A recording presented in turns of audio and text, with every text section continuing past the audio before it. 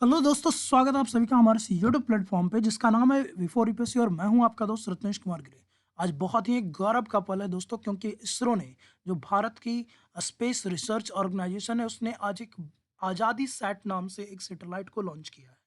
और ये चूंकि आज़ादी की 75वीं वर्षगांठ जिसको हम लोग आज़ादी का अमृत महोत्सव के रूप में मना रहे हैं दोस्तों, इसको लेकर के यहाँ पर जोरों शोरों से तैयारियां हैं। पूरे भारत में देखोगे तो अभी आपका एक अभियान भी चल रहा है, हर घर तिरंगा अभियान, जिसमें हम ना सिर्फ हर घर तक तिरंगा पहुंचाएंगे दोस्तों, इस अभियान के माध्यम से हम तिरंगे की जो प्रतीक है, शौर्य, शांति और हरियाली, और इसके साथ साथ सत्य, निष्ठा, इन सब का भी प्रचार करेंगे और अपने जीवन में समाहित करने का प्रयास करेंगे। तो आप सभी से भी ये उम्मीद रहेगी कि आप सब भी अपने जीवन में सुख, समृद्धि, शौर्य को लाइए।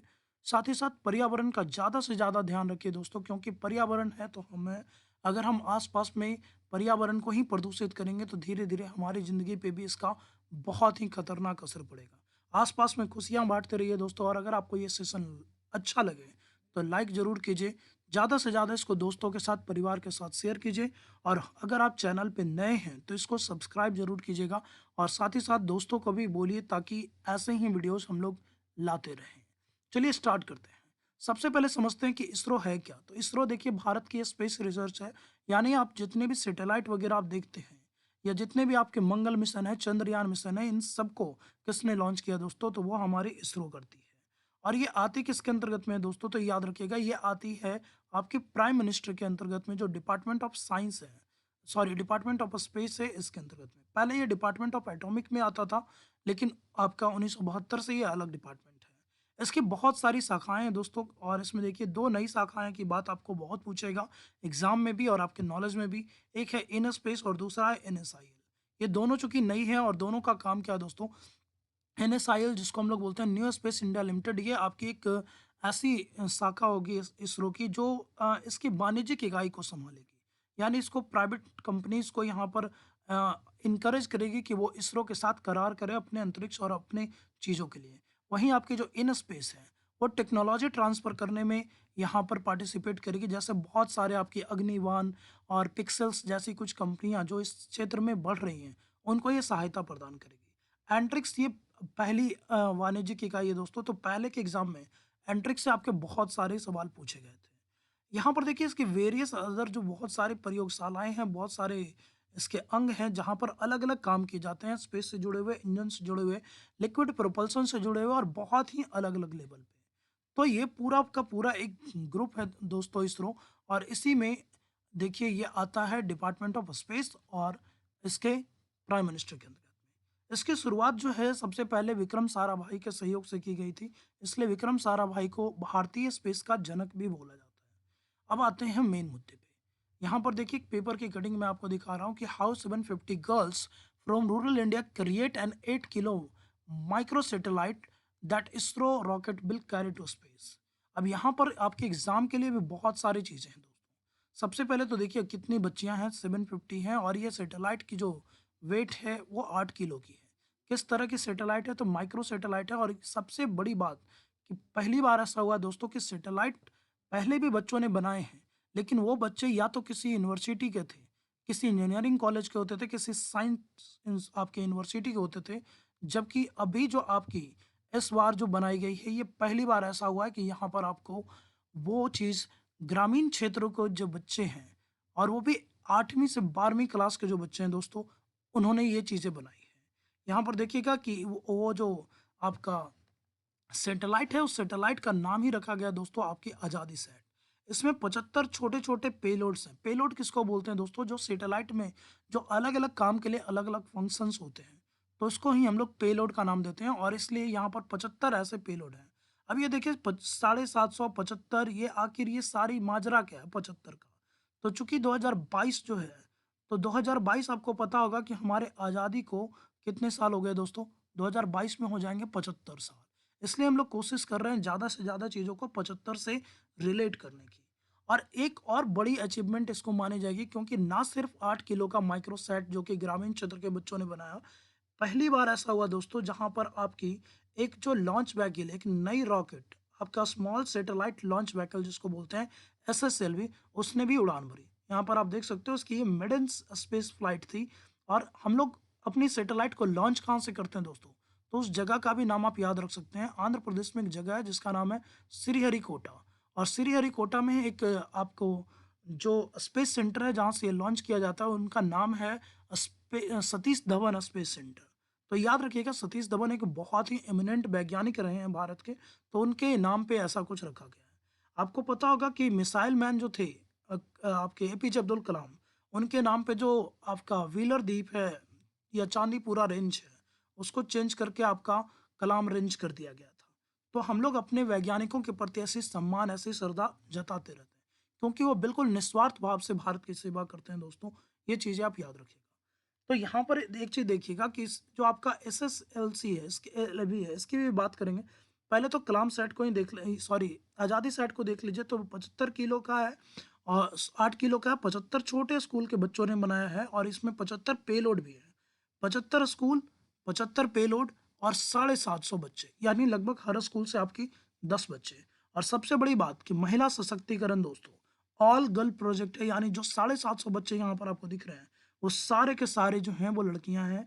और इसको पूरा किया गया दोस्तों 6 महीने की टेन्योर में। एक ऐसे क्षेत्र में जहाँ पर बच्चे उतनी ज़्यादा अनुभवी नहीं होते ग्रामीण क्षेत्र के, वो 6 महीने में इस तरह का सैटेलाइट बना देना अपने आप में एक बहुत बड़ी बात है दोस्तों। और ये वास्तविक मायने में आज़ादी के अमृत महोत्सव का अमृत काल है। ठीक है, तो याद रखिएगा। अब थोड़ी-सी बात कर लें कि माइक्रो सैटेलाइट होता क्या है दोस्तों? तो ये देखिए, यहाँ पर बोल रहा है कि ये अर्थ ऑब्जर्वेशन सैटेलाइट है। अब ये अर्थ ऑब्जर्वेशन क्या होगा?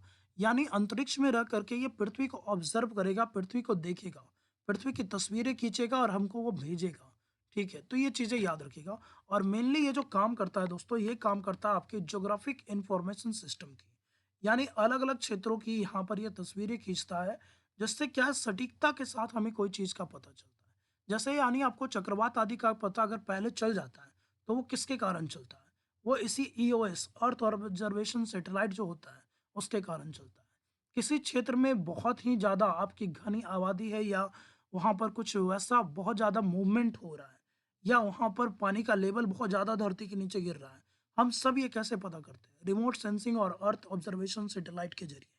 तो सैटेलाइट हमारे जीवन में बहुत बड़ा हिस्सा है दोस्तों। ना सिर्फ संचार में, बल्कि हमारे संसाधन और हमारी आपदाओं से बचाव में भी।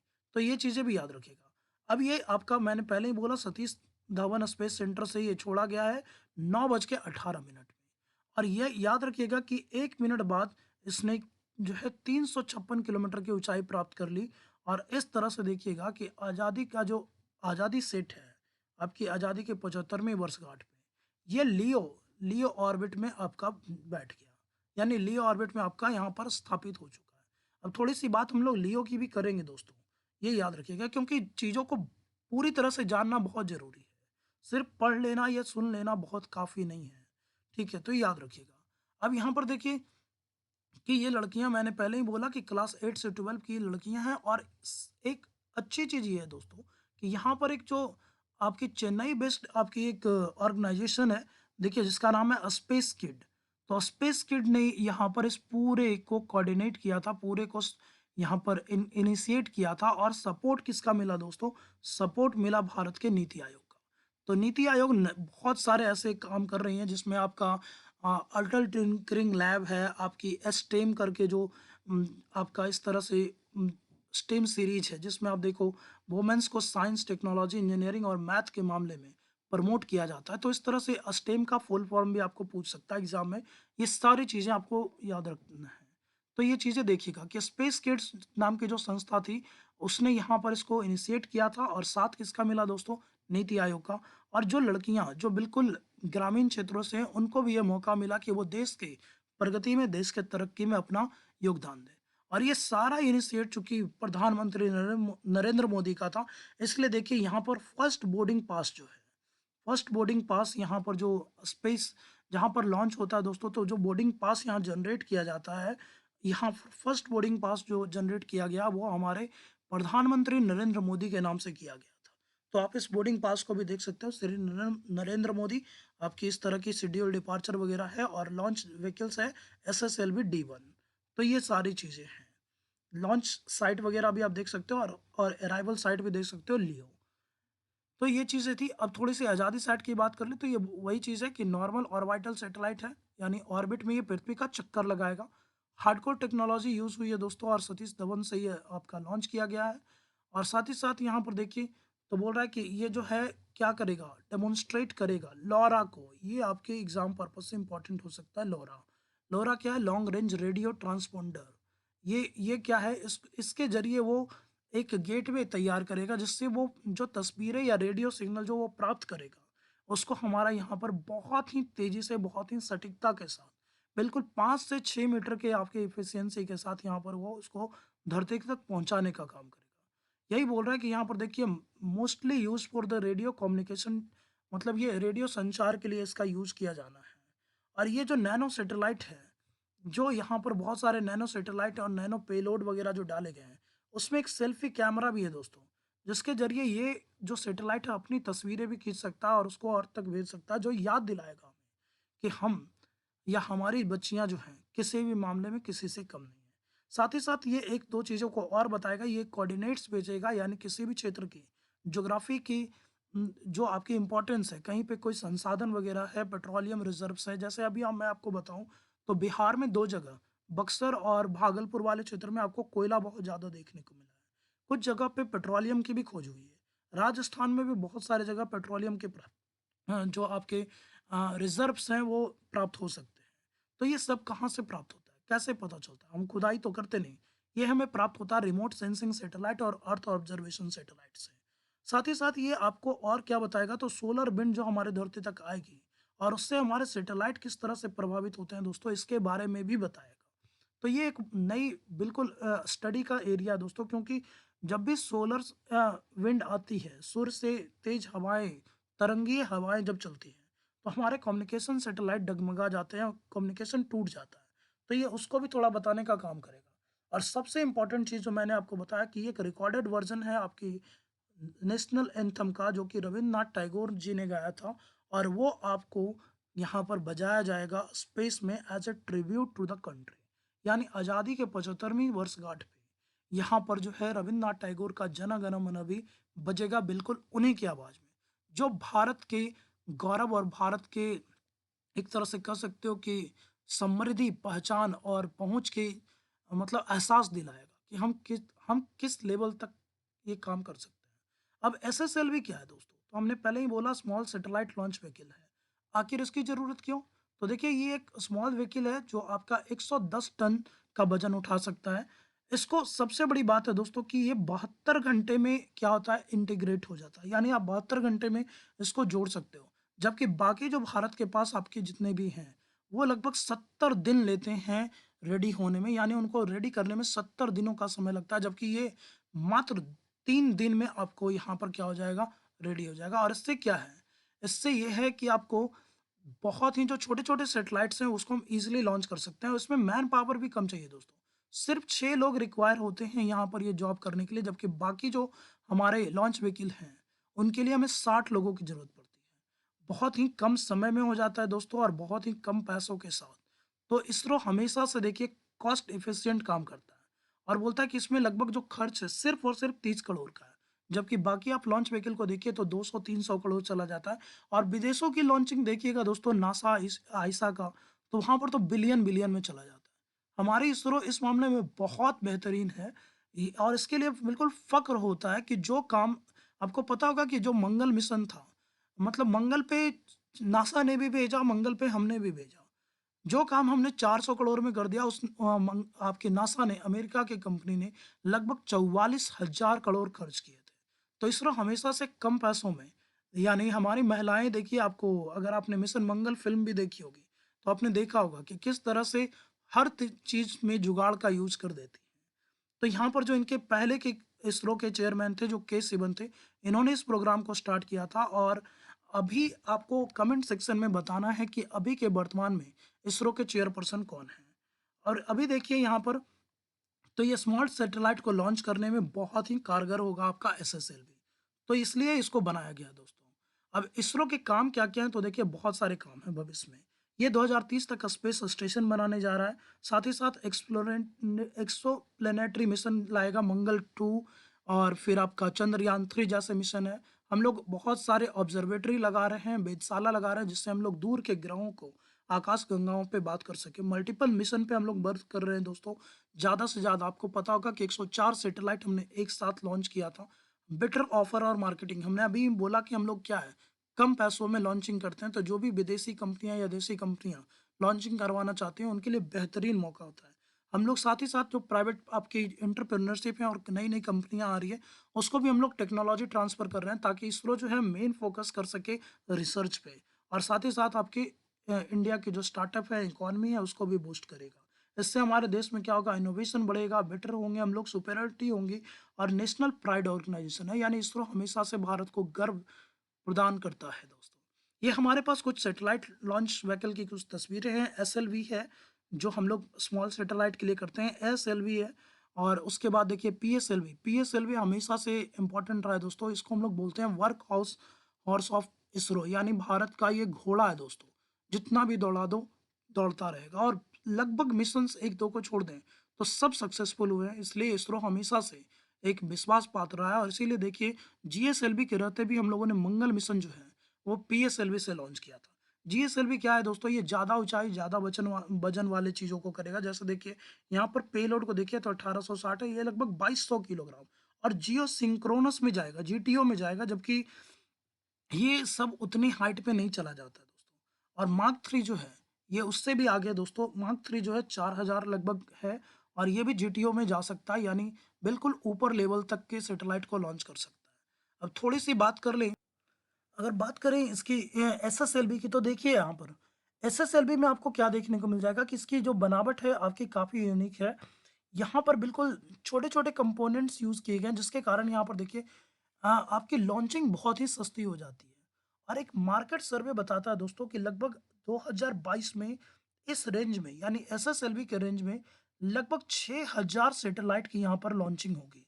इस तरह से देखिए ये आपका लो कॉस्ट लॉन्चिंग व्हीकल्स है, कम पैसा, कम मेहनत, कम समय और कम मैन पावर के साथ आपको ये चीज़ों को लॉन्च कर देता है, जिसके कारण काफ़ी ज़्यादा ये पैसों की बचत होगी।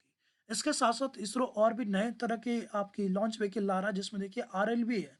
ये रीयूजेबल लॉन्च व्हीकल जिसको बोलते हैं, कि वो एक बार यूज़ करने के बाद क्या हो जाता है कि ये सब बेकार हो जाता है।